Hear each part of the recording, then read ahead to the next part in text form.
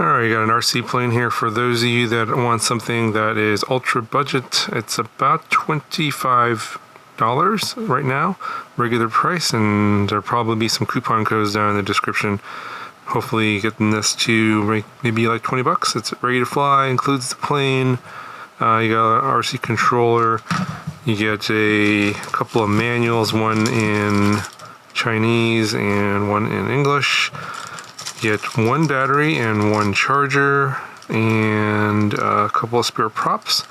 And this is a 1S 300 milliamp hour LiPo, 30 minutes to charge. I think they're saying like 4 minutes or 5 minutes of flying. A couple of motors on here, brush motors. And I mentioned there's a couple of spare props on there. It's like a land, air, and seaplane. So this is the blue version. So water, land, air. It's called the Ziyang ZY425. There is a red version if you like red instead. Battery goes into this little spot here. Pretty basic. Hopefully that should be waterproof enough so that no water gets in there. I guess we'll find out. But basically the whole bottom part here is waterproof. It'll float. You can, I guess, just push it around in the water as like a boat. You can take it off from the water, land it from the water. It uses really basic controls, basically throttle to make it go up, and then let go of the throttle to float down or glide. And then it uses these two motors to steer using yaw differential. And so basically you have just these two controls on here, more throttle or less throttle, and then right motor or left motor to go right or left, on off switch here. You do need to provide 3 AAA batteries, and that's pretty much it. It's pretty basic. You know, obviously for like $20–25, don't get a whole lot.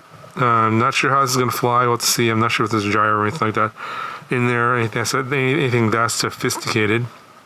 This is very lightweight. I think it's like 40-something grams.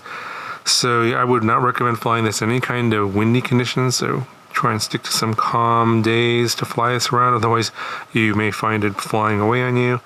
But yeah, that's pretty much it. EPP foam, so practically indestructible. It's going to be, you know, it's very, it's going to be pretty crash resistant. And even if you snap the foam here, pretty easy to just glue it back on and you're off and running again. So this is going to be great for the kids if you're worried about them busting up something expensive. You know, this is pretty cheap. So do some flying over the grass first, and then we'll take it on some water. We'll see how it does. Let's go out to the field and check it out.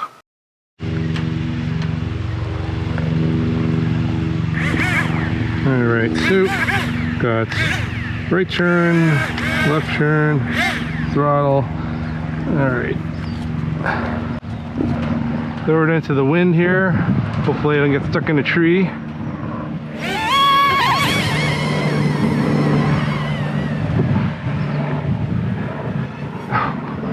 So controlling up and down is kind of tricky, especially in the wind. All right, let's try it again. Not too much throttle.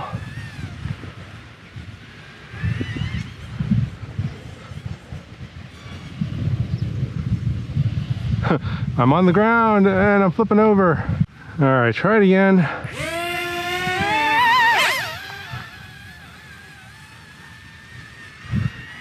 Gotta hit throttle. Oh. All right, one more time.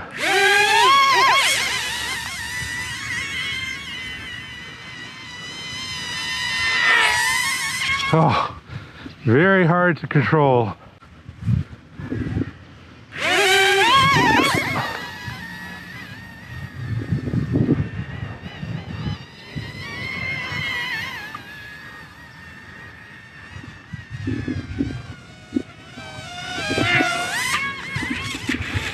Oh man.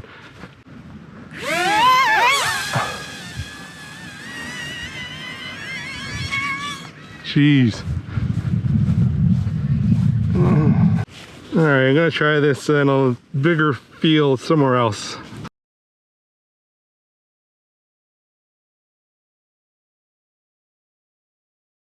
All right, I'm gonna try this again in a much larger field, and I'm gonna take it up higher and I think that might give me better control because there's no elevator control.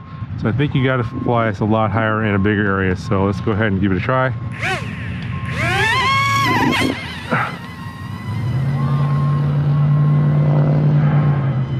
So I'm basically full throttle there. You go downwind, you lose a lot of altitude. Upwind,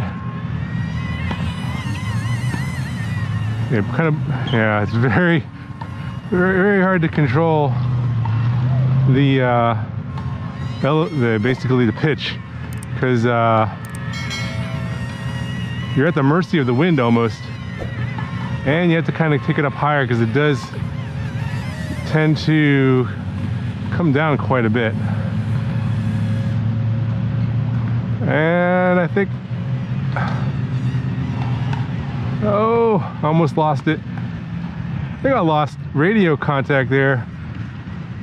Can't fly too far away. It's really small too.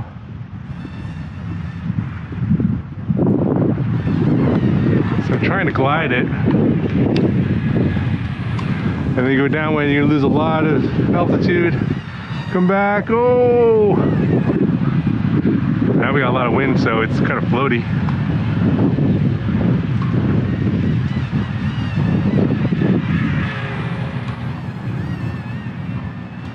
But I'm flying it. You just need a bigger area and no trees around, because it's a little bit hard to predict where it's going to go. As you can see, I am really using a lot of space here, but it's flying.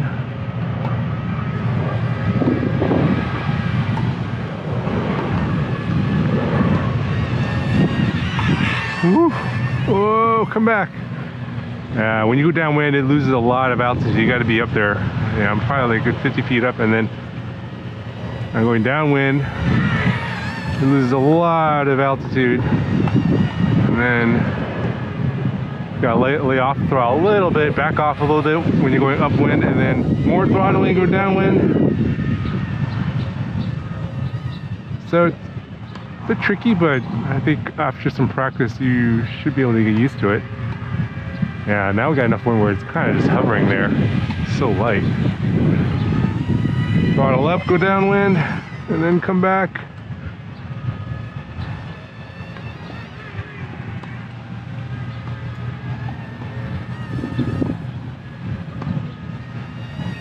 No elevator control, it's just, oh, come back, go up.